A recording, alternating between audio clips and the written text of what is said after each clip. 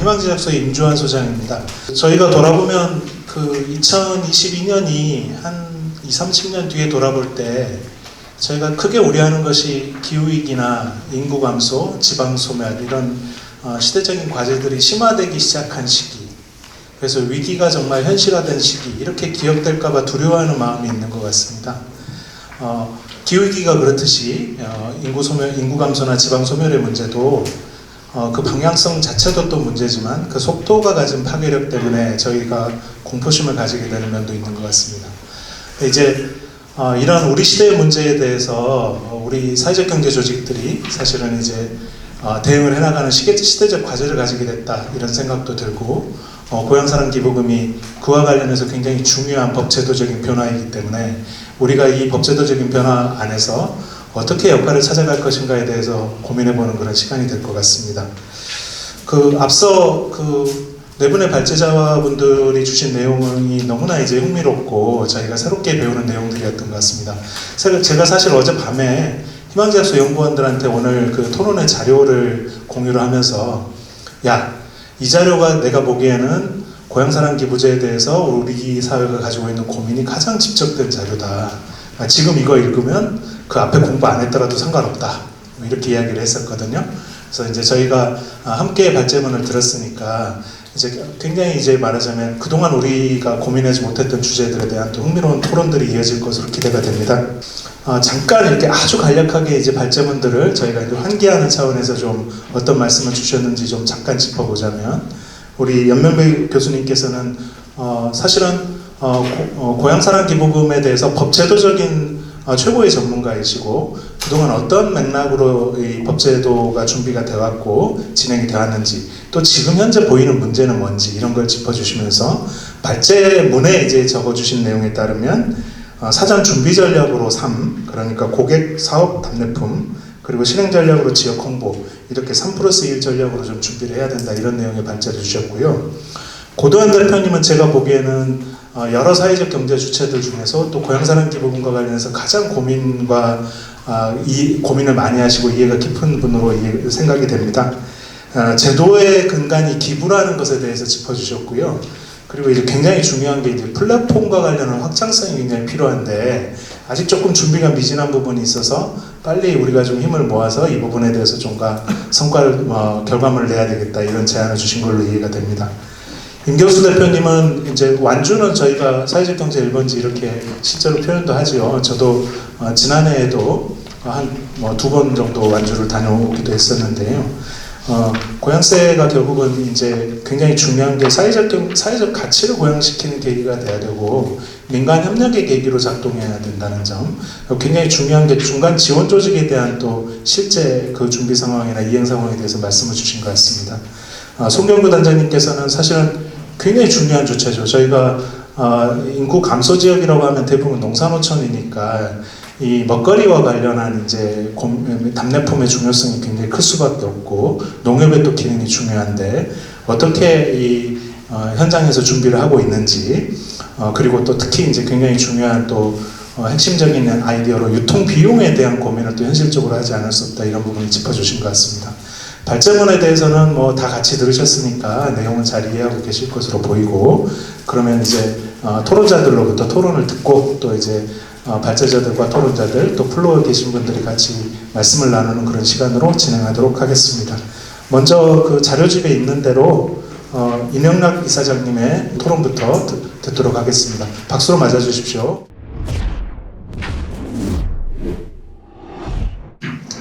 멀리서 와서 저를 먼저 시키시기 아닌가 하는 생각이 드는데요. 대구에서 사회적 경제기업 제품을 열심히 팔고 있는 조직의 대표입니다. 공공이나 민간이든 물품과 영역, 공사 전반을 좀 다 아우르고 있고요. 사회적 경제기업에 갖고 있는 가치지향적인 내용들은 참 좋지만 이것을 어떻게 팔아내어서 그 지속 가능한 경영 기반을 만들어내고 공동체 법인이 그 지역에서 사회 문제를 어떻게 지속적으로 해결할 것인가에 대한 고민을 같이 하고 있습니다. 사실 사회적 경제기업 늘 만나는 분들이지만 영원히 살 것처럼 꿈을 꾸고 내일 죽을 것처럼 오늘을 사는 분들이 아닐까. 그렇기 때문에 이들의 그 매출 신장을 위해서 누군가 역할을 해야 되는데 소위 말하는 이제 마당투가 생긴 것이다. 대구에서 무한상사 역할을 하고 있고 이와 같은 유사한 기능적 역할을 하는 조직들이 전국적으로 역할을 하고 있습니다. 지금 한 10여 곳 정도 되고요. 나름의 고생했던 과정들이 축적된 경험들이 지역 기업들을 위해서 기여를 하고 있다 그런 내용이고요. 올해 그 상사 네트워크라는 이름으로 비슷한 형태이기는 하지만 협의체가 만들어져서 각각 지역마다 갖고 있는 이제 광역시와 광역도의 특성을 잘 살려서 지역 맞춤형으로 시장을 잘 진입하고 있는 그런 조직입니다. 철저하게 이제 당사자 중심의 조직으로 결성이 되어 있고요. 나름 잘 팔기 위해서는 결국은 체계화된 싸움이기 때문에 시스템을 조금 더 수준을 높이고 있는 그 고도화 과정 속에 있고 결국은 수요처 중심으로 대응을 잘 하다 보니 시장에 진입해서 매출도 조금 신장시킬 수 있는 견인차 역할을 또 하고 있습니다.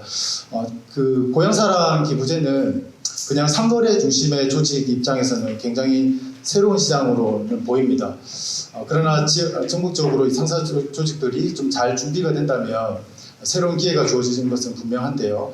저는 그 관점보다는 두 가지 정도의 토론 의견을 좀 드리려고 합니다. 지역마다 다니면 다 지역이 힘들다고 하고요. 청년들이 다 빠져나간다고 합니다. 이것은 이제 통계상으로 나타난 내용이고 2020년 기준으로 상반기가 딱 지나면서 대한민국의 인구의 절반이 수도권에 살고 있다는 것들이 이제 다 알고 있는 사실입니다. 그렇게 했던 것이 통계로 다 확인된 것이고요.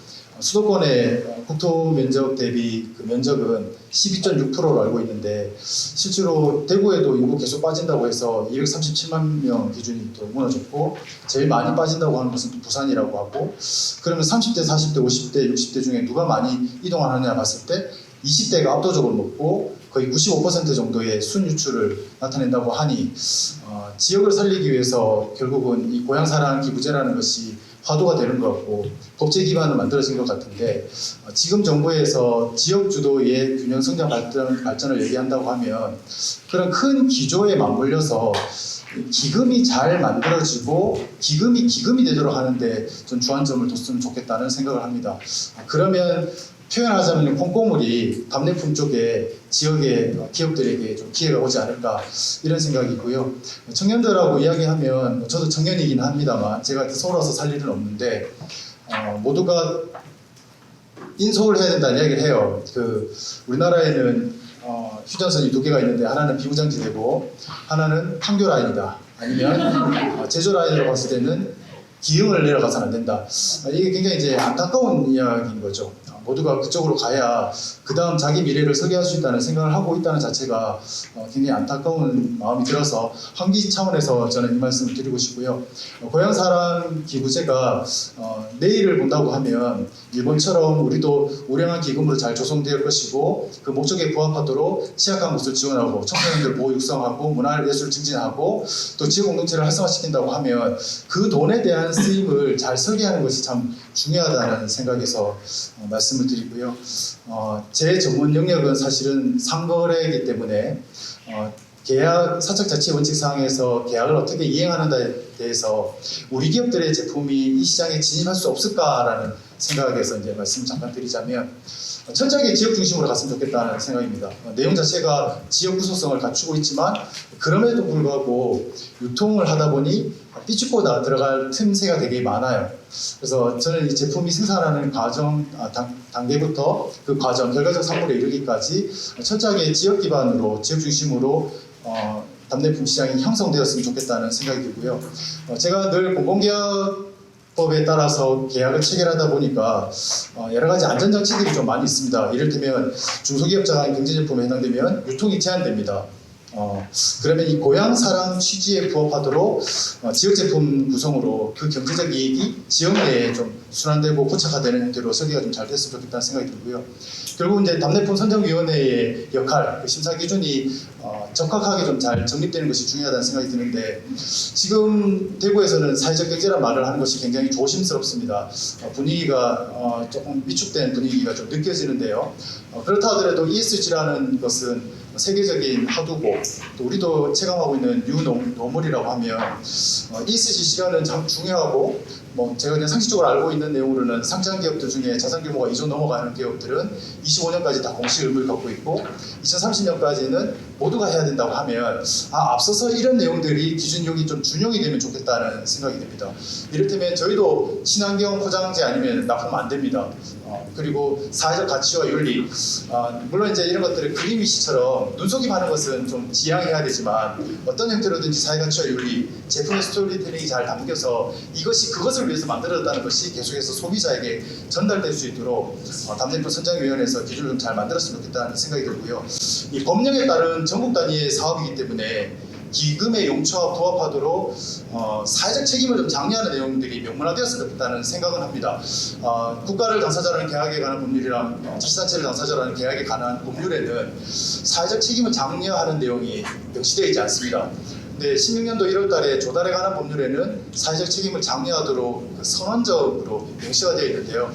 고향사랑 기부제는 정말로 지역을 살리겠다는 그 취지가 분명하기 때문에 이런 사회적 책임을 장려하는 형태의 구매 행위가 이루어질 수 있도록 조금 기준이 만들어지면 어떨까 하는 생각이 들고요. 기부가 답례품으로 온다는 것 자체가 사실 정상적이지는 않은 것인데 통상적으로는 기부도 일종의 계약이긴 하지만 반대의 극부가 없는 목적에 따른 집행이거든요. 지급하는 것인데 여기는 이제 답례품을 제공하겠다고 했으니 기부 문화가 어떻게든지 확장될 수 있는 그런 문화를 조성하는데 아주 주요한 홍보 기능을 했으면 좋겠다는 생각이 듭니다. 그래야 기금이 많이 쌓이겠다는 생각이 들거든요. 천천히 가는 빠른 길, 사회적 경제는 느리지만 기록으로 봤을 때 결과적으로 우리가 여기까지 왔어라고 얘기를 한다면 천천히 가는 빠른 길로 비재무적 가치를 조금 더 많이 부각하는 형태로 내용을 좀 담아냈으면 좋겠다는 생각이 듭니다. 정리하면 저는 그 고향에 잘 가지 않습니다. 이 고향에 대한 체감하는 것이 부모님 세대하고 좀 다른 것 같고요. 고향 없는 사람은 없지만 고향에 대한 향수가 계속 옅어지고 있다는 이런 생각이 드는데 고향 사랑을 얘기합니다. 결국 이제 지역에 대한 좀 넓은 관점에서의 지역 사랑을 얘기하는 것이 아닌가 하는데요. 고향도 좀 주목해야 될 것 같고 기부도 중요하다고 하면 이 사회 연대 경제를 뒷받침하기 위해서 우리 사회의 잉여가 이윤 추구가 아닌 다양한 목적으로 어떻게 쓰이는가를 좀 증명할 수 있는, 설명할 수 있는 좋은 모델이 되었으면 좋겠다는 생각에 저희는 현장에서 기회가 오면 충실하게 역할을 담당하겠습니다. 이상 토론을 마치겠습니다. 고맙습니다. 저는 대전에서 왔고요. 민들레 의료복지 사회적협동조합에서 이사로 활동을 하고 있고 현재 근무는 그 대전내에 있는 대덕구 공동체지원센터에서 사무국장으로 일을 하고 있습니다. 제가 이제 토론을 이렇게 받았을 때 제가 하고 있는 영역이 공동체 활동이나 그다음에 지역사회 돌봄이나 아니면 의료, 건강 이런 쪽의 활동을 하고 있다 보니까 이 부분에서의 이 고향사랑 기부제의 기금을 활용하는 것들이 어떤 것들을 할 수 있을지에 대한 얘기를 중심으로 저는 좀 정리를 해봤고요. 네. 크게 두 가지 정도 있을 것 같습니다. 지금 접점은 계속 말씀하셨던 것처럼 답례품이라고 하는 것들이 이제 사회적 경제와의 접점의 하나가 맞닿아 있고요. 두 번째는 이제 고향사랑 기금인데 실제로 그게 지역에서 쓰이는 이제 사용처로서의 이제 접점이 있는 것 같습니다. 저는 여기에서 이제 사용처를 중심으로 좀 고민을 해봤고요. 나와 있는 것처럼 이제 지역 주민의 문화예술 복원 등의 증진이나 뭐 시민참여, 공동체 활성화 지원 이렇게 되어 있는데 실제로 이 기금이 쓰인다고 하면 이제 마을에서에 있는 여러 가지 공동체나 지역 주민들의 역량이 강화되는 것들에 써야 되지 않을까라고 하는 게 제 고민이고요. 특히나 이게 돌봄 영역에서 뭔가 이제 역할을 하게 되면 돌봄 영역이라는 것 자체가 다양한 여러 분야와 연결이 되어 있기 때문에 실제로 좀 시너지가 나지 않을까라고 생각을 하고 있습니다. 그리고 이게 이제 뒤에도 제가 상상하는 건강돌봄과 고향사랑 기금의 만남을 좀 상상한 그림이 있긴 한데 실제로 이제 공동체 활동부터 쭉 이어져서 이후에 이제 사회적 경제로까지 이어지는 기존의 사회적 경제들이 역할하는 것도 중요하지만 마을에서의 약간 틈새가 있는 부분들을 아까 이제 여러 가지 뭐 사회 문제 해결이라고 표현하시기도 했지만 이제 그런 것들을 자금자금하게 지금 실현하는 것들을 하면서 사회적 경제로 나아가는 것들까지도 좀 같이 고민해봤으면 좋겠다라고 생각을 했고요. 그래서 돌봄 분야를 제가 선택을 해서 좀 고민을 해봤습니다. 뭐 이제 여러 가지로 볼 수 있겠지만 현재 돌봄의 현황은 돌봄 수요랑 또 자원 자체가 지역별로 다르죠. 어느 곳에서는 이제 아이 돌봄과 관련되어 있는 수요가 많을 수도 있고, 어느 곳에서는 이제 어르신들에 대한 것들, 뭐 내지는 이제 장애인, 특정 장애인들이 많이 사시는 분들도 계시기 때문에 이 돌봄 수요가 다 다른데, 또 그 마을 지역마다 갖고 있는 자원들도 다른 것이 현재 상황입니다. 그래서 계속 뭐 지역사회 통합 돌봄이라는 얘기도 하고 있지만, 지역 특성에 맞게 뭔가 좀 자원을 배분하고 활용하는 것들에 대한 것들은 좀 아직 많이 개발되지 않아서 이 기회에 이걸 좀 활용해서 이런 것들을 해보면 어떨까라는 생각을 해봤고요. 두 번째는 비슷한 얘기지만, 지역 내 이제 돌봄 수요와 자원도 좀 불균형하다고 하는데, 특히나 이제 저희가 이제 고향사랑 기부제 얘기 나오면서 가장 많이 나오는 게 뭐 지역 소멸 얘기가 나오는데, 특히나 이제 인구 소멸 지역 같은 경우에 돌봄을 할 수 있는 인력 자체가 없어서 흔히들 얘기하는 돌봄 소멸이라고도 얘기를 많이 하고 계십니다. 그리고 세 번째는 공공도 마찬가지고요. 시장을 통한 돌봄 서비스 제공의 한계가 있다고 제가 썼는데, 왜냐하면 이제 시장에서 거래되는 거는 당연히 이제 실제로 거래를 해서 그 서비스를 제공하는 기업이나 조직들이 지속 가능해야 되는 서비스들만 이제 거래를 하게 되고, 내지는 그 서비스를 제공할 때 가장 효율적인 방식으로 해야 되기 때문에 개개인의 맞춤형으로 서비스를 제공할 수 없는 단점이 있습니다. 이거를 흔히 얘기해서 틈새 돌봄이라고 한다고 하면, 이 틈새 돌봄을 좀 메울 수 있는 것들을 좀 개발하면 좋겠다라는 것들이고요. 두 번째는 이제 예방 돌봄이라고 제가 가로 안에 쓴 거는 대부분은 사후의 문제를 대신 보완해주는 방식으로 이제 여러 가지 돌봄 서비스를 제공하다 보니까 사전에 예방하는 프로그램들이 없는데, 만약에 이제 고향사랑 기부금을 활용해서 지역에서 건강활동을 한다고 하면 예방과 관련되어 있는 것들을 좀 뭔가 실험해볼 수 있으면 좋겠다라는 생각을 해봤습니다. 정리하자면 제가 그냥 그림을 대충 그려봤는데요. 어쨌든 이제 지역의 이제 사회적 경제가 활성화되는 것들을 또 포함해서 주민이 주민을 돕는 이제 뭐 돌봄을 좀 이렇게 만들어보는 기금을 이제 실험 비용으로 좀 활용할 수 있으면 좋겠다라고 생각을 했고요. 이제 기부자들이 기부를 하면 이제 아까 여러 가지 답례품도 얘기하셨지만, 실제로 이 그림에서는 이제 가치 제한을 좀 하면 좋겠다. 예를 들면 고향에 살고 있는 부모님이 계시다고 하면 부모님을 위한 돌봄 기금이라든지, 아니면 그렇지 않더라도 뭐 어르신을 위한 돌봄 기금, 기타 아까 여러 가지 표현을 하셨지만 가치를 좀 제한하는 방식으로 좀 답례를 일정 정도 좀 표현을 하고, 또 내지는 이제 일정 기간 그 지역에서 그 지역에 대해서 기부를 하게 되면 본인이 이후에 노후에 거기서 생활할 수 있게 한다거나 하는 것들을 좀 상상해보면 어떨까라는 것들이고요. 돌봄기금은 여러 형태로 쓸 수 있을 것 같은데, 첫 번째는 이제 건강 공동체라고 되어 있는데, 아까 말씀드렸던 예방활동에 쓸 수 있었으면 좋겠다. 실제로 이제 이게 뭐 제도화되진 않았지만 각각의 개별 단체에서 이렇게 하고 있는 것들을 예시를 좀 밑에 들었습니다. 저희 민들레 의료사협 같은 경우에도 이제 건강반이라는 이름으로 조합에서 일부 이제 뭐 1년에 한 1, 2천만 원 정도를 내서 조합원들이 스스로 건강활동을 하겠다고 하면 비용을 들여서 활동을 할 수 있게끔 돕는 것들이 있는데, 이런 것들을 기금을 활용할 수 있지 않을까라는 게 들고요. 실제로 이제 본인 건강을 지키겠다 보면 이웃과의 관계가 맺어지면 이웃들의 돌봄이 필요한 것들을 좀 알게 되는데, 그럴 때 두 번째 나와 있는 건강돌봄 서포터즈라든지 아니면 건강 리더이고요.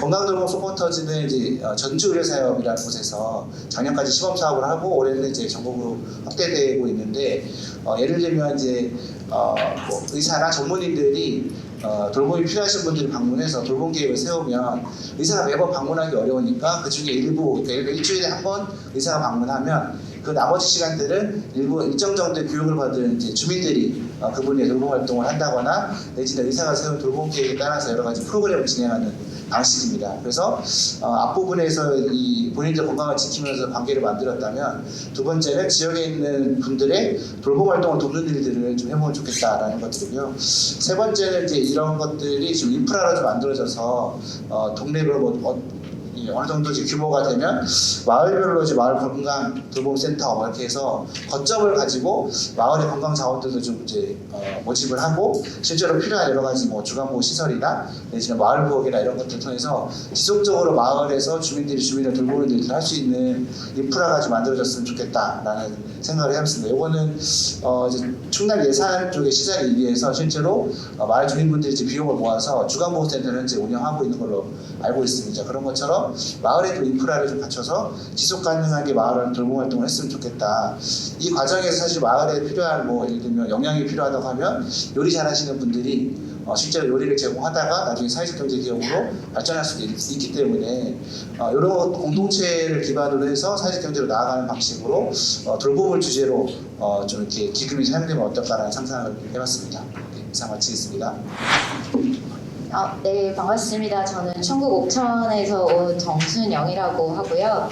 제가 한겨레 신문사를 한 12년 정도 많이 오는 것 같아요. 제가 예전에 옥천에 있는 지역신문에서 일을 할 때 송건호 선생님이 조남을 따서 송건호 언론학교라는 걸 지역의 어린이 청소년들하고 운영을 했었는데 그 청암 홀 그 후에 주인공이신 송건호 선생님께서 옥천 출신이십니다. 그래서 아이들하고 언론학교를 진행하면서 이렇게 훌륭하신 분이 옥천 분이시란다 하면 아이들이 그 신문사는 어디 있어요? 이렇게 항상 물어봐서 그때 막 버스를 빌려가지고 여기도 구경하고 그때 한겨레 신문사에서 굉장히 배려를 해주셔가지고 그 윤전기를 저희가 직접 봤습니다. 그 들어가가지고 그때 아이들이 막 되게 재밌게 그 견학을 하고 벌써 대학생이 됐으니 되게 새삼스럽다라는 생각을 했고요. 제가 이렇게 유난히 얘기를 하는 이유는 제가 사실 오늘 포럼을 이제 서울에서 한다는 얘기를 듣고 제가 서울에서 열리는 행사를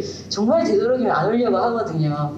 오는 게 너무 힘들기도 하고 이 짧은 시간에 가서 지역의 이야기를 해서 이게 얼마나 전달이 될까 항상 그런 약간 고민이 있는데 또 한편으로는 굉장히 또 얄팍한 마음에 이런 데 가서 옥천을 한 번 더 얘기하면 옥천에 기부를 해주시지 않을까 정말 이런 마음감이 좋지 않은 생각을 가지고 네 굉장히 오랜만에 서울에 왔습니다. 저도 서울에 올 일이 거의 없어가지고 오랜만에 왔고요. 네 토론문 저는 사실 말씀을 드리겠지만 옥천이 고향사랑 기부제와 관련한 준비 정도가 그렇게 빠른 편이 아니기 때문에 지역에서 지금 이렇게 하고 있습니다라고 말씀드릴 만한 거는 없고 그래서 이제 발제문이나 그 사례를 보면서 제가 좀 느낀 점, 옥천에 비추어 봤을 때 좀 드는 고민들 이런 걸 좀 중심으로 저는 말씀을 드리려고 하고요. 네, 제가 제목을 이런 포럼 자리가 되도록 대부분 그렇지만 굉장히 딱딱하고 지루하잖아요. 그래서 옥천은 아이유를 무슨 수로 이기지라고 그냥 붙잡고 달아봤습니다. 왜냐면 고향사랑 기부제 관련해서 유튜브 이런 거 검색해보면 이제 발빠른 지자체들이 동영상 홍보 이런 걸 시작했는데 그 3다수가 제주에서 나잖아요. 그래서 제주도는 아이유와 함께 고향사랑 기부제를 홍보하고 있더라고요. 그래서 우리는 졌구나 약간 이런 생각을 네 제가 했습니다. 사실 제가 약간 불편한 마음이 있다라고 토론문에도 썼는데 제가 오늘 제가 저희 교수님이나 문관 대표님 말씀을 드리면서 내가 너무 삐딱하게 이 제도를 봤구나라고 약간 반성한 측면도 있었습니다. 왜냐하면 저도 지금 고향사랑 기부제를 계속 공부하고 있는 입장에서 이게 사실 그 취지나 목표가 좀 충분히 지역 안에서 이야기되고 공감의 그 시간이 있어야 되는데 지금 아마 많은 지자체들이 기부를 많이 받아서 답례품을 좋게 주자 이제 여기에 다 막 혈안이 되어 있습니다. 지금 옥천군도 옥천군 열심히 일을 하십니다. 열심히 일을 하시는데 그럼에도 불구하고 너무 촉박한 준비 기간에 이게 이제 기부금이 23년도에 딱 모금이 시작됐을 때 220개 넘는 지자체가 이게 줄 세우기가 될 거라는 압박이 굉장히 심하더라고요. 이게 더 공지가 또 되잖아요. 그러니까 옥천군이 꼴찌를 하면 안 된다는 생각에 많이 모아서 근데 많이 모으려면 답례품을 잘 줘야 돼. 여기에 막 저희 주무관님이 꽂혀가지고 저 매일 전화를 받고 있습니다. 어떻게 하면 좋을까요? 막 해서 지금 옥천군 준비 상황을 좀 보면 이제 뒤에도 말씀을 드리겠지만 사실 사회적 경제 영역과 이 부분을 협업하려면 사회적 경제를 담당하는 부서와 사실 이 업무를 좀 담당하면 참 좋을 텐데 이게 행정안전부가 주관하는 사업이다 보니까 옥천군도 자연스럽게 자치행정과가 이 업무를 맡고 있습니다. 그런데 보통 농촌지역 지자체에서 자치행정과라 하면 이제 공무원들 관련한 관리 조금 나아가서 이장님들 새마을회 이런 이제 관변단체를 관리하는 역할을 주로 하기 때문에 이런 지역 의제 발굴, 답례품 개발 이런 게 굉장히 낯서신 것 같더라고요. 그래서 부서부터 좀 조정이 되든지 뭔가 TF팀이 따로 꾸려져야 되는 것이 아닌가라는 고민들이 좀 계속 들고 있고요. 저희는 아직 조례도 이제 12월에 아마 의결이 되겠죠. 아직은 이제 입법 예고까지만 한 상태고요. 11월에 이제 답례품 선정위원회 구성은 완료가 되었습니다. 그리고 지금 어제까지 답례품 공급 업체 모집이 있었거든요. 근데 이제 농촌 지역의 사회적 경제 조직이라고 다 이름을 달고 있지만 굉장히 영세하고 상근자가 없는 조직도 있거든요. 그래서 제가 어제까지 현장 지원을 했던 것은 이 답례품 공급업체 참가 신청 서류를 같이 만드는 거, 이런 걸 어떻게 만들어야 되냐 해본 적이 없다고 해서 제가 지역에 이제 마을기업이나 협동조합들하고 서류를 일단 막 급하게 만들어서 어제까지 접수를 했고요. 아마 12월에 조례가 의결되고 답례품 업체 선정이 되면 뭐 옥천도 당연히 1월부터 바로 모금이 시작될 것 같습니다. 뭐 여느 지자체처럼 행정이 다 일단은 총괄하고 다른 지역은 어떻게 하는지 모르겠는데 저희는 사실 처음에는 약간 그 기부한 사람이 요런 답례품 주세요 하면 요걸 이렇게 모아서 배송해주는 역할을 누군가가 할 거라고 생각을 했거든요. 근데 옥천군은 일단 A 업체가 답례품이 선택이 되면 그 업체가 다 직접 배송을 하는 걸로 일단 설계를 했더라고요. 그러니까 일단은 다 공부업체로 신청은 했으나 너무 많이 들어올까 봐 걱정을 하는 건 행복한 고민인지 모르겠지만 이 배송물을 누가 다 하냐라고 지금 벌써 현장들이 좀 고민을 하고 있습니다. 그래서 제가 그렇게 기부가 일단 많이 들어오면 더 좋겠다라는 생각을 웃으면서 했는데 어쨌든 지금 굉장히 혼란스럽고 이게 뭐 일단 하기는 하는데 뭐 어떻게 가야 될지 좀 많이 고민하는 시기인 것 같습니다. 근데 뭐 다소 불편한 마음에 대해서는 제 공부가 부족했고 네, 제 이명길 교수님이나 조단 대표님 말씀을 들으면서 이게 이런 측면이 있구나, 제가 아까 굉장히 많이 이렇게 좀 새롭게 좋은 면을 바라볼 수 있구나 생각했습니다. 근데 그 우리 사회에서 어쨌든 내년부터 시작되는 고향사랑 기부제가 그러니까 어쨌든 일본 걸 벤치마킹 해온 거잖아요. 그러니까 일본의 고향세 제한 배경을 국민들이 좀 더 공감했으면 좋겠다. 그러니까 그냥 기부하면 답례품이다 이렇게 되는 게 아니고 아까 발제에서도 말씀을 하셨지만 사실 요즘은 근데 뭐 수도권 태생들이 워낙 많으니까 이것도 좀 공감도가 떨어질지 모르겠지만 대부분의 아이들이 자라나서 특히 지역에서 태어난 아이가 고등학교를 졸업할 때까지 굉장히 많은 어떤 혜택을 사실 받는 건 사실이거든요. 실제로 옥천이 이제 대전이나 청주와 같은 대도시와 가깝기 때문에 귀농귀촌하는 젊은 부모들이 꽤 있는데 되게 깜짝 놀래요. 정말 이렇게 한 푼도 들지 않고 아이들에게 정말 모든 무상교육 혜택들을 지원을 하는구나라는 걸 보고 진짜 되게 놀랍다는 얘기를 많이 하거든요. 그러니까 그 정도로 지역에서 젊은 층을 붙잡고 지역의 아이들을 키우기 위해서 정말 많은 어떤 지자체 차원의 사업들을 하는데 사실 대학을 가고 취업을 하고 수도권 도시로 나가버리면 고향은 잊혀지고 어쨌든 그 아이들을 기르기 위해서 지역에 쏟았던 애정이나 노력은 다 없어지는 게 되는 거잖아요. 그러니까 저는 그 일본의 고향세 제한 배경이라는 것이 이렇게 너희를 길러준 고향에 대한 고마움에 대한 답례 이런 것들이 조금 더 한국 사회에서도 더 얘기가 좀 됐으면 좋겠다. 그런 점이 있다는 것을 국민들이 좀 많이 공감했으면 좋겠다라는 생각이 듭니다. 그냥 막연히 지역이 소멸될 것 같대, 겁나 가난하대, 그러니까 기부 좀 해주자 이런 관점은 받으면서도 굉장히 불편할 수 있다. 네, 그런 것들을 좀 호소를 드리고 싶다는 생각이 들었고 사실 실행 초반에 이제 일본은 뭐 작년 수치가 8천억이 넘어가고 막 이렇게 하면서 이제 지역의 경제를 활성화하고 지역 경제 파급 효과가 되게 크다라고 이제 얘기를 하는데 당장은 그게 어느 정도일지 사실 전혀 가늠은 안 되고 있습니다. 이게 완주처럼 준비를 잘하고 있는 지역도 아까 우리 임경수 이사님 말씀 들어보니까 내년 목표 모금액이 1억 정도 이제 될 거라고 하거든요. 그러니까 생각보다 제가 자료들을 찾아보니까 첫 해부터 이렇게 했을 때는 그렇게 기부금이 많이 모일 거라고 다들 생각을 안 하더라고요. 그러면 이 드리는 노력과 현장에서 이 막 이런 거에 비해서 어쨌든 기부금 자체가 많이 들어올까? 기부금이 많이 들어야지 답례품이 많이 나갈 텐데 그 과정에서의 경제적 파급효과가 사실 초반에 얼마나 있을까 조금 의심스럽다. 그래서 오히려 저는 초반에는 경제적인 파급 효과보다는 어쨌든 이 고향사랑 기부제라는 것이 막 전국에서 이렇게 진행이 됨으로 해서 그래도 도시에 사는 국민들이 지역 문제? 지역에 그런 문제가 있어? 이런 걸 한 번은 정말 지나가더라도 듣고 볼 수 있는 계기가 될 수 있을까라는 어떤 사회적인 기대를 가지고 있고요. 관계 인구를 확보하고 특히나 이제 지역마다 모금 전략을 이제 잘하는 곳을 열심히 설계를 하겠죠. 그런데 이제 그 모금 전략을 그냥 담당 공무원이 혼자서 이렇게 모금 전략을 써야 이렇게 할 수는 없는 거잖아요. 우리 지역에서 가장 시급한 의제가 뭐냐, 완주가 돌봄과 에너지를 이야기했다면 옥천은 어떤 의제를 가지고 모금 전략을 짤 것이냐, 이 민간의 합의가 필요한 거거든요. 그래서 저는 이것을 민간이 합의할 수 있는 되게 좋은 계기가 되겠다. 실제 옥천은 이제 지역의 의제를 발굴하는 활동을 주민을 중심으로 해서 굉장히 활발하게 하는 편인데, 뭐 지난해에도 저희가 한 50개 의제를 발굴한 것 같아요. 근데 그게 전달도 다 해요, 지자체에. 그런데 그 의제가 지자체와 충분히 같이 공유되고 그것이 구체적 정책으로 나오는 것은 굉장히 많지는 않거든요. 그런데 어쨌든 저는 고향사랑 기부제를 통해서 지역의 모금 전략을 짜는 과정에서 지역의 가장 시급한 문제가 이거야라는 걸 민간이 한번 얘기해 볼 수 있는 정말 좋은 기회가 되지 않을까라는 생각을 하고 있습니다. 물론 뭐 옥천군의 의지가 있어야겠지만 네, 그런 생각을 하고 있고요.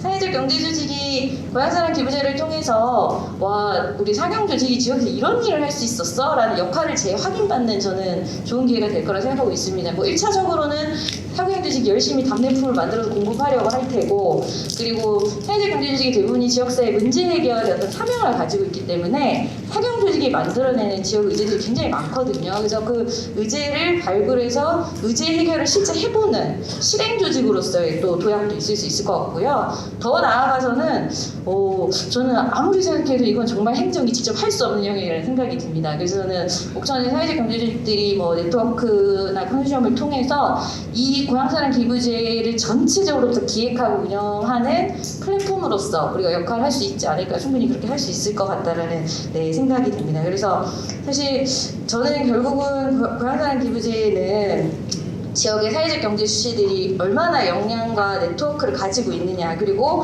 그 네트워크가 민간끼리 조차고 하는 게 아니고 관과 얼마나 협력할 수 있는 힘을 가지고 있느냐, 그러니까 이게 뭔가 협업할 수 있는 민간의 힘이 있느냐가 결국 이 고향사랑 기부제 실행과 성패를 가늠하는 게 될 것 같고요. 그러니까 농촌 지역 사회적 경제 1번지라고 하는 완주군이 제일 잘하잖아요. 그러니까 저는 이게 정말 고향사랑 기부제는 지역 현장, 사회적 경제 현장 조직의 역량과 네트워크에 모든 게 거의 달려 있을 거라고 생각을 합니다. 그래서 근데 이제 저는 아마 많은 농촌 지역들이 옥천도 좀 그러지 않을까 싶은데, 일단은 지역 농협을 통한 답례품 공급이 굉장히 줄을 이루게 될 거예요. 왜냐하면 그 정도로 답례품을 구성하고 배송할 수 있는 역량이 대부분의 농촌은 거의 농협밖에 아직은 없다고 저는 보거든요. 그래서 저는 순창군의 농협, 군 단위 농협과 단위 농협들이 이렇게 연합해서 고향사랑 기부제에 적극적으로 이렇게 개입해 주시는 건 되게 고마운 일이라고 생각하는데, 약간 제가 우려가 되는 면들은 이렇게 지역의 농축협을 통해서 답례품 조달이 아주 수월하게 이루어질 경우에는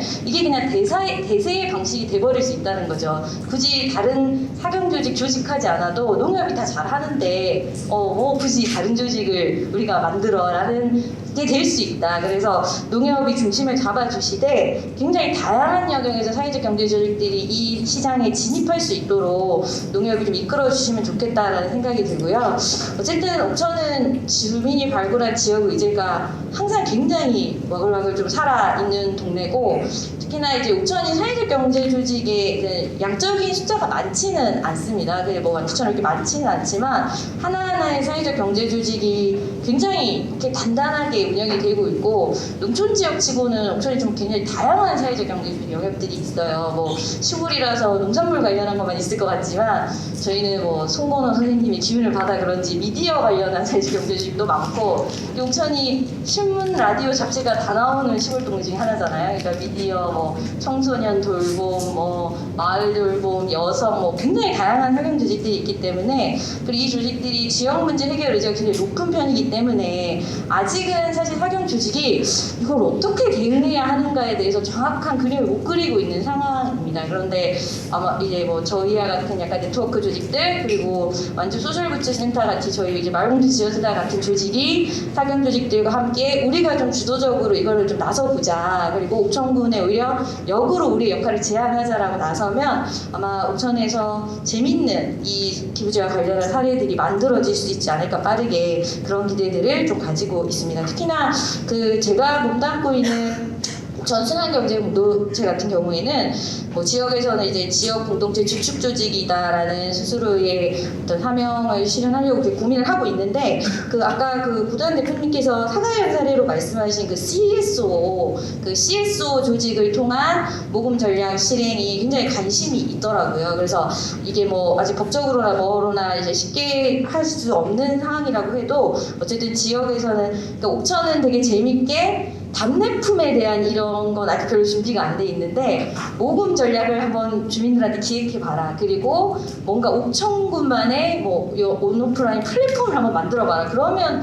굉장히 영향을 발휘할 사회 조직들이 좀 있을 것 같습니다. 그래서 답례품은 일단 농협이 좀 기대더라도 뭐 그런 재밌는 모금 프로젝트를 꾸리고 이것을 굉장히 민간이 주도하는 창의적인 방식으로 플랫폼을 운영하는 것 그런 것들 옥천이 좀 앞장서서 한번 해봤으면 좋겠다라는 생각이 들고요. 제가 뭐 시작할 때도 말씀드렸지만 사실 농촌으로 대표되는 지역이 이렇게 살기가 힘들어진 게 사실 농촌 사람들의 잘못은 아닌 거잖아요. 그러니까 한국 사회가 굉장히 고도로 산업화되는 과정에서 지역의 인적자, 물적자는 다 빨려 올라간 거거든요. 그래서 지금 지역이 이렇게 힘들어진 측면이 있다라는 것에 공감을 하신다면 저는 기부라는 이름을 붙이고 있지만 이것을 연대하는 돈이다라고 생각하시는 사회적 경제가 저희도 뭐 사회적 경제 조직 현장에서만은 이 돈은 연대의 돈이다, 연대하는 어떤 우리의 참여다, 뭐 이런 것들을 좀 다시 한번 생각해봐 주셨으면 좋겠다는 생각이 들고요. 네, 제가 이제 한 가지 좀 질문을 드리고 싶은 거는 그 이제 대답은 뭐 발제는 누가 해주셔도 좋은데 그 일본의 경우도 그러니까 지금 신문에서 또 되게 많이 얘기를 하는 게 야 우리끼리 경쟁하기도 힘든데 광역은 왜 모금을 하는 거야? 나 이 얘기를 하고 있어요. 그러니까 충청북도는 광역으로서 11개 시군의 고향사랑 기부제를 지원해주는 역할만 하면 안 될까? 왜 충청북도까지 기부금을 걷겠다고 이렇게 나서냐? 약간 그런 얘기를 현장에서 하고 있거든요. 그래서 이렇게 한국 사회에 이렇게 우리나라에서 광역시도도 기부금을 이렇게 걷는 주체가 되는 게 일본도 그런 건지 아니면 일본도 그런데 약간 문제의식이 있으시다면 그 부분에 대해서 한번 이제 발제자님이 짚어주시면 좋을 것 같습니다. 네, 이상입니다. 네, 반갑습니다. 저는 일단 좀 그 사회적 경제가 여기에서 이제 역할을 찾는 건 되게 중요하고요. 그리고 기회가 된다고 보고 있고. 근데 이제 그게 될래도 기부제 자체가 되게 활성화돼야 되잖아요. 좀 그런 측면에서 좀 환경 마련이라고 하는 점에서 좀 말씀을 좀 드리고 싶습니다. 사실 제가 이제 고향 기부제, 그 고향사랑 기부제는 되게 좀 들은 지 꽤 됐는데 이렇게 상세하게 내용을 좀 몰랐었어요. 이제 그럴 때는 너무너무 온갖 상상이 다 되는 거죠. 너무 재밌고 뭐 이런 것도 가능하지 않을까? 뭐 그리고 저뿐만이 아니라 뭐 시민사회 뭐 마을 활동하시는 분들 다 김치국 마시고 막 그랬었어요. 근데 정작 이것 때문에 법률도 보고 내용을 좀 보면서는 퀘션 마크가 사실은 좀 아직까지는 좀 많고 이게 이제 컨텐츠보다는 시스템 중심으로 좀 갈 수밖에 없는, 물론 법에서 보여줄 수 있는 게 이제 그렇기는 하지만 좀 그런 게 좀 많이 좀 드러나더라고요. 그래서 좀 재미있고 역동적이기보다는 이게 좀 정착되는데 좀 시간이 좀 필요하겠다 이런 생각이 좀 들었습니다. 그래서 저는 그때 이제 막 그 즐겁게 모든 사람들이 김칫국을 마셨던 순간을 좀 생각해 보면서 의견을 좀 몇 가지 좀 내보려고 하는데요. 좀 답례품 문제인데요. 하나는 지금 사회적 경제 측면에서 봤을 때 문제의식은 그겁니다. 다양한 답례품을 우리가 만들 수 있겠냐. 특히 이제 인구 소멸로 위기를 겪고 있는 지역의 대부분은 사회적 경제 기업들이 많지도 않고요. 그 다음에 이제 분야도 특정되어 있습니다. 그래서 답례품의 다양성을 좀 확보할 수 없다라는 거. 이제 이런 좀 고민이 하나 있는 거고요. 그리고 두 번째는 그 순천농협 사례를 보더라도 제품으로 답례를 했을 때는 유통비용 때문에 배보다 배꼽이 더 큰 상황이 만들어질 것 같다라는 거예요. 그리고 결과적으로 그 다음에 이게 이제 아무래도 그 문제를 해소하려다 보면 소액 기부가 외면당하거나 침체될 가능성들, 그래서 조금 이렇게 취지를 못 살릴 수 있겠다라는 생각이 좀 들더라고요.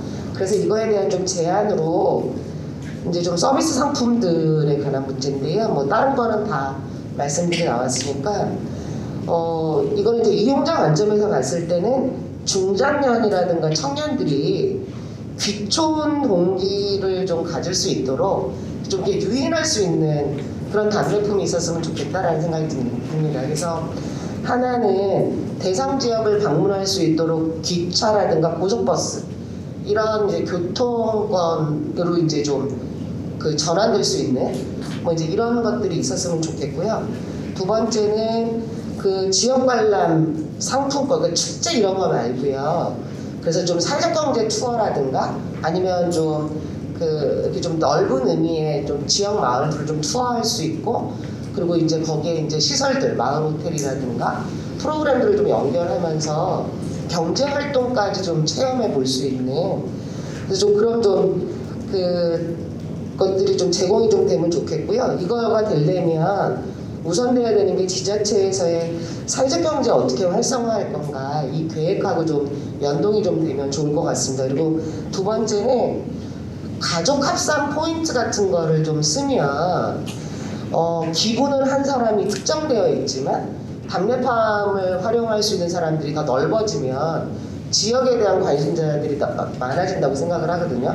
이제 그렇게 해서 포인트라는 것들을 해보는 거. 그리고 두 번째는 미래 세대들이 제2의 고향을 가질 수 있도록 아동, 청소년, 청년들이 이렇게 좀 장기적으로 포인트를 좀 축적해서 결국엔 그 지역에 가지고 좀 이렇게 활동할 때 좀 연결할 수 있는 방식으로 좀 장기적 관점에서 좀 만들면 좋겠다.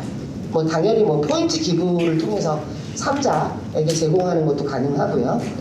그래서 좀 답례품을 좀 다른 관점에서 좀 접근해봤으면 좋겠다는 제안이고요.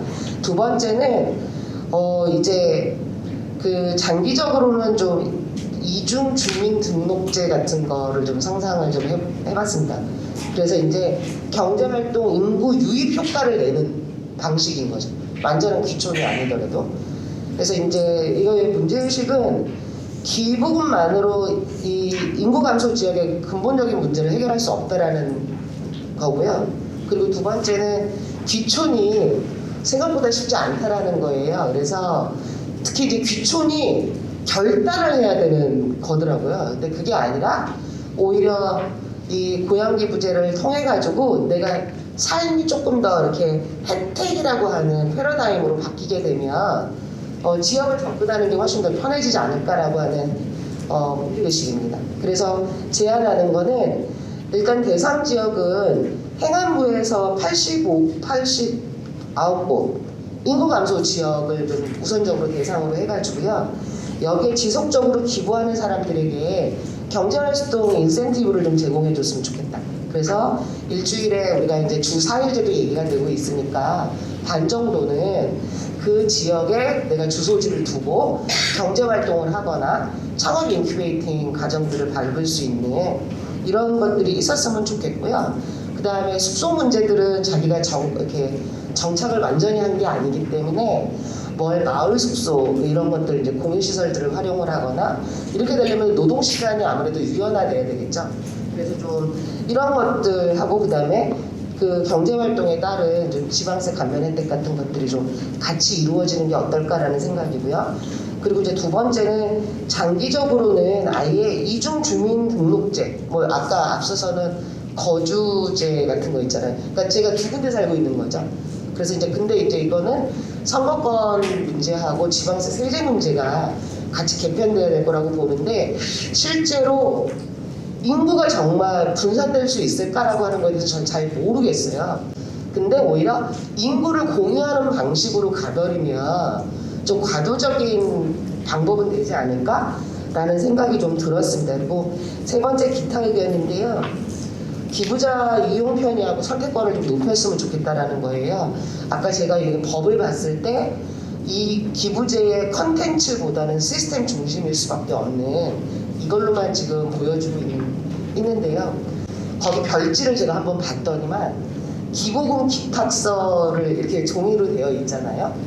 거기에 보면 이렇게 쭉 열거되어 있고 되게 작은 글씨로 주민등록 제가 이제 여기 이제 지역이 중요하잖아요. 이걸 이제 확인을 받아야 되는 거예요.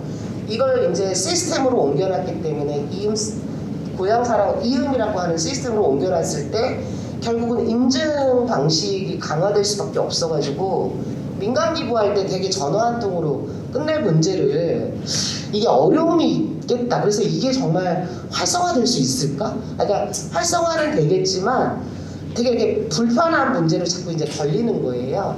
그래서 좀 번거롭다. 게으른 사람 입장에서는. 그리고 여기 이제 선전하는 내용을 보면 기부금 뭐 이렇게 해서 쭉 세액공제 시스템에만 맞춰져 있다라는 거예요. 그리고 이 시스템 설계되는 내용들을 보면서 의문점이 많이 설마 이렇게 하진 않겠지. 뭐 이렇게 불편함들 있잖아요. 그리고 이렇게 종합적이지 않은. 그래서 이런 것들은 좀 나아질 거라고 생각을 하고 그 다음에 홍보한 거 그 쭉 보니까 이거 확실히 많이 안 알려져 있더라고요. 그래서 좀 적극적인 홍보는 필요할 것 같고요. 끝으로는 지정 기부 방식을 좀 장점을 살렸으면 좋겠어요. 이게 자원 편중 역효과를 낼 수도 있겠지만은 법률에 정하고 있는 영역도 되게 벙벙하다라는 거예요. 그래서 오히려 그 범주에서 특정 계획을 구체화시키고 이걸 통해서 오히려 기부금을 좀 모은다면 기부자들도 확실히 그 지역에 대해서 관심이 생길 거고 그 다음에 행정이라든가 지역에서 기부자 관리하기도 피드백 주기도 훨씬 더 효과적일 것 같습니다. 그러면 앞에서 얘기했던 우리 뭐 대전 같은 경우에도 사회 프로젝트 같은 걸 굉장히 다양하게 제안해 볼 수 있을 것 같아요. 그리고 이게 또 되면 지역사회 현황들이 구체적으로 드러나기 때문에 아까 제가 이제 답례품에서 귀촌으로 연결시키고 여기에서 내가 지역사회 활동들을 해보는 거에 하나의 또 이제 연결되는 거라고 생각을 합니다. 그래서 조금 기부자들의 선택권을 좀 더 넓혀준다면 훨씬 더 이게 좀 효과를 내지 않을까 이런 생각을 해봤습니다. 이상입니다.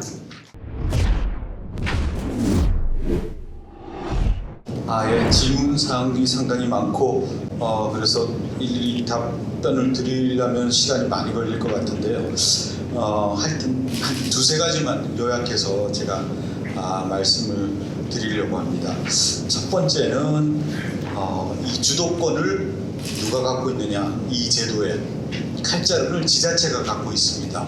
자꾸 이제 그게 자꾸 혼돈이 돼서 뭐 이거 해달라 저거 해달라 이런 제도 만들어 달라 저 제도 만들어 달라 그 요구를 하시는데 그 요구할 필요 없이 그냥 하면 돼요. 그 지자체가 판단해가지고 이게 우리 지자체에 도움이 된다면 그러니까 이 칼자루를 내가 쥐고 있다 이거를 이제 항상 인식을 하실 필요가 있을 것 같고요. 또 조금 걱정이 지금 이제 몇 개 지자체에서 이제 우리는 뭐 이런 거 만들고 있다 저런 거 만들고 있다 하는데 결국 그 얘기는 제가 보기에는 그 기부자들이 그 지역에 기부를 하려고 일단 마음 먹은 다음에 무슨 선물을 줄까 이거를 생각하는 것 같아요. 그거 아니거든요. 그러니까 예를 들어 내가 기부를 하고 싶은데 이 지역에다 기부를 할까 저 지역에다 기부를 할까 이거를 망설이는 사람한테 우리 지역으로 오세요. 그럼 이걸 주겠습니다. 이렇게 얘기를 해야 되는데 비슷비슷해요. 지금 뭐 제공하는 건 뭐 어린이들 뭐 교육도 시켜야 되고 뭐 답례품도 뭐 딸기도 있고 뭐 하고 뭐 다른 지역은 없나요? 다 똑같잖아요. 사정이. 그러면 왜 그 기부금이 우리 지역에 와야만 되는가? 이거를 좀 심각하게 생각을 해야 되는데 그것까지 심각하게 생각이 안 되고 이게 오면은 우리가 이렇게 하고 저렇게 하겠다는 수준에서 자꾸 얘기를 하니까 이게 어느 정도 단계를 지금 넘어가지 못하는 게 아닌가 이런 생각이 들었고요.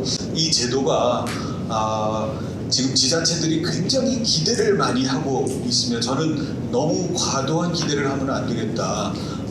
지금 그 인센티브가 그렇게 많지가 않아요. 사실 10만 원까지는 뭐 그냥 돌려주지만 그거 넘는 거에 대해서는 그러니까 10만 원 내봤자 각 지자체에서 243개 지자체 내봤자 뭐 얼마씩 거두겠어요. 사실은 그러니까 굉장히 기대를 하고 만약 이 제도가 들어오면 갑자기 막 세수가 폭증을 하고 들어오는 게 뭐 이렇게 할 거라고 다들 기대를 하고 쌍수를 들어서 지금 환영을 하는 지역들이 많이 있습니다. 근데 너무 기대를 하는 거는 오히려 나중에 실망이 되지 않을까.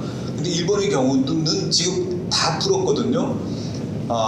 그러니까 사실은 우리처럼 처음에 그 제도가 나올 때는 지역 균형 발전 그게 목표가 있었습니다. 이 기부금을 통해서 이 세수가 열악한 지역의 세수를 주고, 근데 가만히 보니까 그걸 달성할 수 있는 방법이 없는 거예요. 왜냐하면 돈을 내는 사람은 그냥 개인이 내는 거잖아요. 기부금을 내는데 내가 원하는 지역에 내는 거지 꼭 뭐 재정이 열악한 지역에 내가 꼭 내야 될 의무는 없죠. 세금이 아니기 때문에. 그러니까 굳이 그 재정이 열악한 지역으로 내 돈이 간다는 보장이 없는 거예요. 그러니까 목적과 수단이 같지를 않았던 거예요. 그래서 일본은 이 제도가 들어오기 직전에 그 제도, 이 목적을 없애버렸어요. 그러니까 지역 간 균형 발전을 이루겠다는 제도를 없애버렸는데, 그러면 이제 뭐 어떻게, 그러니까 이 개인들이 뭐 그런 거 신경을 안 쓰고 이제 자기한테 좋은 답례품을 주는 지역으로 막 가게 됐죠. 근데 그렇게만 됐었으면 또 다른 그 불균형 문제가 생겼겠죠. 이 답례품을, 좋은 답례품을 많이 제공하는 지역으로 돈이 몰려가고 좋은 답례품이 없는 지역은 뭐 한 푼도 안 들어오니까 또 다른 불균형이 생겼을 가능성이 있는데, 결과적으로 10여 년을 하다 보니까 지금 통계를 제가 재작년에 이 논문을 낸 게 있었는데, 이 결과적으로 보니까 이게 지역 이 형평화 쪽으로 가고 있더라. 그러니까 지역이 열악한 지역으로 돈이 가고 있더라고. 왜 갔는가? 그냥 이 기부자들이 저 지역 열악하니까 내가 더 줘야 되겠다, 이게 해서 간 거 아니에요. 그 90% 이상의 노력은 지자체가 한 겁니다. 재정이 열악한 지자체는 길을 쓰고 가서 뭐 이런저런 방법을 해가지고 기부자들로부터 이 기부금을 끌어오려고 노력을 했기 때문에 그런 지역으로 간 건데, 지금 뭐 가만히 앉아서 그냥 저절로 이 제도가 되면 우리 지역으로 돈이 쏟아져 들어오겠거니, 절대로 아니거든요, 사실은. 그러니까 아까도 말씀드렸지만 칼자루는 우리가 갖고 있고 책임도 우리가 진다. 각 지자체가 이런 생각을 하고 움직여야 됩니다. 그렇지 않고는 결국 나중에 또 다른 형태의 부익부, 이익빈 형태가 생기게 되고, 아까 이제 우리 이영석 과장님께서도 말씀하셨지만, 사실은 저는 개인적으로는 이 지방 소멸 문제를 이걸로 해결할 수 있을까 상당히 퀘스천 마크입니다. 사실 그동안에 뭐 요인이 많잖아요. 왜 이 시골을 떠나서 서울로 가겠어요? 뭐 여러 가지, 제가 보기엔 큰 요인 중에 세 가지가 있습니다. 하나가 자녀 교육, 하나 또 두 번째가 의료 시설, 그 다음에 뭐 이 주거납지 문화 시설. 이게 지방에 있으면 내려올 수도 있어요. 근데 지금 그게 열악하니까 할 수 없이 다들 이제 서울로 가는데, 이 돈 몇 푼 줘가지고 돌아올 것인가, 이게 상당히 저는 의문스럽습니다. 그러니까 이제 이 사람을 오게 만들기는 쉽지가 않을지 몰라도, 아까 이제 이 과장님 말씀하셨던 대로 생활 인구 이거로 들락날락거리기에는 최소한 그렇게만 만들어주면 그래도 뭐 저쪽 가 있는 것보다 좀 낫지 않겠나. 근데 그걸 위해서는 저는 과장님께 두 가지니까, 어차피 행정안전부 소관이라고 생각하는데 좀 파격적인 그 제도예요. 복수 주민등록 제도. 그러니까 서울에 사는 사람이 저 또 지방 시골에 또 주민등록을 동시에 가질 수 있도록 만드는 거. 그 다음에 서울에 주택을 갖고 있는 사람이 저 시골 쪽에 주택을 1가구 2주택 갖고 있는 거 얼마든지 허용해주는 시스템. 뭐 이런 것들을 좀 하면은 좀 자연스럽게 흘러갈 수 있지 않을까. 그 대신에 수도권은 절대로 1가구 2주택을 못 가시게, 뭐 그거 억지로는 못 하겠지만, 그래서 이 자연스럽게 흘러갈 수 있는 물꼬를 좀 틔워주는 게 좀 바람직하지 않겠나, 이런 생각을 하고, 사실은 관광 얘기도 하셨는데, 일본도 지금 관광이 상당히 이제 활성화되어 있습니다. 아까 고도환 대표님도 예를 들었는데, 그럼에도 불구하고 아직은 관광의 비중이 전체 답례품의 2.3%밖에 아주 열악해요. 거의 대부분은 이제 물질적인 답례품이죠. 일본 사람은 제일 좋아하는 게 고기, 술, 뭐 이렇게 아까 이제 미야자키 예 거기 이제 일본의 그 아주 유명한 그 와규가 나오는 그 동네이기 때문에 거기서는 지금 막 지속적으로 이 1위를 몇 번이나 했어요. 그러니까 그런 어떤 그 유형의 답례품이 대부분을 차지하고 있고 그 이 무형의 어떤 관광 상품 이런 거는 아직은 열악하지만 제가 보기에 대도시가 할 수 있는 거는 농산물 줄 수가 없잖아요. 대도시는 무슨 어디서 농산물이 그리고 이 농어촌하고 뭐 경쟁이 되겠어요, 사실은. 그러니까 피해서 대도시일 경우는 관광이라든지 뭐 문화 체험이라든지 뭐 이런 쪽으로 가는 게 서로 부딪히지 않고 상생을 할 수 있는 길이 아닐까 이런 생각을 하고 있습니다. 네, 감사합니다. 저희 열차 시간이 있어서 제가 먼저 좀 발표를 하겠습니다. 아까 그 발표하신 내용 중에 이제 배보다 배꼽이 더 크다는 문제가 저희들 화두가 있습니다, 지역에서. 그래서 이제 그 부분에 대해서 아까 그 간접 비용이 13,500원 정도 들어간다고 쳤습니다. 그래서 계약업체하고 4,500원짜리 그 택배비를 3,000원이나 2,500원짜리로 준비하고 있고요. 포장 지원은 이제 그 별도의 그 비용을 지원하는 부분이 있고, 인건비는 이 예산 지하철 그 고향사랑 기부제에서 쓸 수 있는 비용이 있습니다. 그래서 거기서 인건비를 지원받기로 했고요. 그다음 부가세 부분은 이제 10% 있는데, 그래서 저희들이 그 농산물로 가급적으로 하기로 했고요. 제품 이윤 부분에 대해서는 이제 참여농협에서 전에 그 농산물 판매 확대를 위해서 농축협에서 전에 이것은 이윤이 없는 걸로 저희들이 이윤 없이 하는 걸로 저희들이 추진하고 있습니다. 네, 고맙습니다. 예, 잘 들었습니다. 제가 답변 드려야 되는 것만 답변 드리겠습니다. 일단 우리가 이제 지정기구와 지정기구 단체를 지정하는 걸 지금 혼용하고 있는 것 같습니다. 그러니까 일본의 지정기구는 거의 디폴트입니다. 뭐 법으로 하라고 하는 게 아니라, 그러니까 이 돈을 모아서 어디다 쓸지를 밝히지 않는 모금이 되지 않습니다. 그러니까 답례품의 과다 경쟁을 얘기하시는데, 답례품이 아니라 그 나의 답례품을 선택한 지자체의 정보와 지자체가 이 돈을 어디에 쓸지에 대해서 충실하게 정보가 담겨있는 것들을 중심으로 모금되는 경향성이 있다는 걸 말씀드리고 싶고, 지정기구 단체를 지정하는 이 광역은 사가현, 도토리현, 그리고 오카야마기 지금 입법을 예고하고 있는 상태이고, 기초지자체 전체적으로 봤을 때 한 3분의 1 정도가 다양한 방식의 조례를 지정해서 운용하는 걸로 보입니다. 지금 상태에서 보면. 광역은 사회적 난제를 도전하는 모금을 많이 하는 경향성이 있습니다. 사가현에서 모금 1등하는 거는 1억 단위로 연구하는 게 되고, 도토리현은 부갈푸스에서 사람들이 조난되거나 등산로를 잃었을 때 기부하고 사람들이 와서 공동으로 대응하는 것들을 중심으로 이루어진다는 걸 말씀드려서 광역과 기초 간의 역할의 차이가 다소 있는 게 아닌가라는 생각이 있습니다. 그리고 답례품의 과열 경쟁에 대해서 지난주에 국회에서 이제 고향세 관련된 국제 포럼 있을 때 일본에 있는 그 담당국장께서 오셔서 얘기했던 게, 본인은 과열 경쟁이 뭐가 문제인지라고 생각한답니다. 그러니까 과열 경쟁되는 게 문제가 아니라, 일본에서 문제가 됐었던 거는 이 경쟁을 통해서 일정 정도의 부정부패가 일어났었던 사례들이 있었습니다. 그 안에서. 근데 현재 우리는 너무 과다하게 걱정하고 과다하게 준비하려는 경향성이 있습니다. 염 교수님 말씀처럼 일본의 이 모법 내지는 일본의 시행령도 굉장히 빡빡하고 정의가 되게 디테일하고 이러지 않습니다. 기본적으로는 지자체가 스스로 정의하고 자치와 공공 관점에서 스스로의 리스크를 짊어지면서 이것들을 달려드는 경향성이 있기 때문에 그런 것들에 대해서 주목하시면 될 것 같고, 답례품에 대해서 이제 이 생각을 좀 확장시켜 드리자면, 제가 최근에 그냥 재밌게 봤었던 답례품이 쿠로베라는 시가 있는데, 이 시는 김연경처럼 유명한 배구 선수가 있는 지역입니다. 그러니까 이 선수한테 리시브를 받는 걸 답례품권으로 주는데 분기에 이제 그 지역에서 1등을 하게 됩니다. 제가 영암군에서 최근에 답례품 낸 것 중에, 영암군이 영암 씨름장이 되게 유명한데 천하장사랑 씨름 한 판하고 식사하는 것들 답례품입니다. 이런 것들이 성공할 가능성이 있고 관광에 연결될 가능성이 있습니다.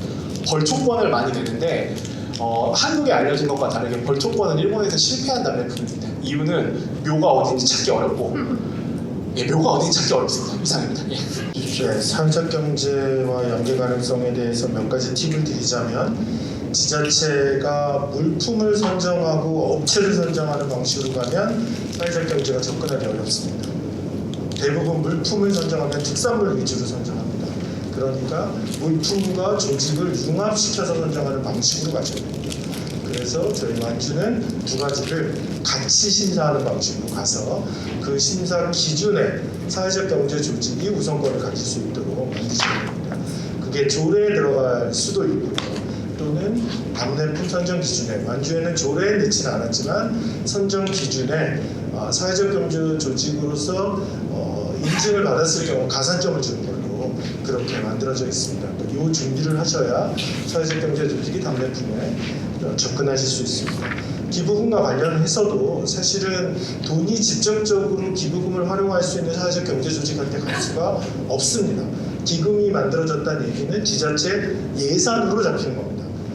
그런데 목적이 명확한 예산이 되는 거죠. 그러다 보니 그것을 사회적 경제 조직이 활용하려고 그러면 그 예산 항목을 민간 보조금으로 잡으셔야 됩니다. 그러니까 내년 예산에 내년의 기부금을 쓰시려면 민간 보조금 예산으로 잡혀 있어야 된다는 거죠. 두 번째는 만약에 그거를 아까 고단 대표가 얘기하는 대로 지정에 의한 기부금처럼 쓰시려면 그 단체가 신청에 의한 예산 편성을 신청해야 됩니다.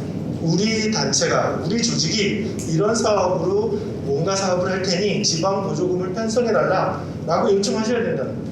사실 그 절차도 또 되게 복잡하기 때문에 완주군은 그걸 중간지원 조직이 대행하도록 지금 만들어 놓은 겁니다. 그러니까 이런 준비가 되어 있어야 이건 행정적인 어떤 절차이기 때문에 여러분들이 접근하시려면 지자체와 이런 얘기들을 조금 하셔야 될 것 같고요. 마지막으로 그냥 오늘 이야기할 건 아닌데요. 지방소멸과 관련해서 저는 지방소멸이 경제정책인가요? 산업정책인가요? 이건 사회정책이잖아요. 근데 왜 경쟁력을 들이댈까요? 전 그 부분에서 정말 이 모순을 어떻게 해결해야 될까요? 경쟁하다가 다 뒤처졌는데 또다시 경쟁하라고 하나요? 인구도 사실은요, 전국의 인구가 줄고 있는데 지방이 어떻게 인구를 늘릴까요? 이 지방 소멸에 있어서 사실은 각 지자체가 자신들이 기본적인 사회를 운영할 수 있는 적정 인구를 설정해야 됩니다. 무조건 늘리는 게 아니고요. 그게 설정되고 그거에 맞게끔 나머지 정책들이 돌아가야 되는데 지금 모두 다 확장적인 도시계획을 하고 있잖아요.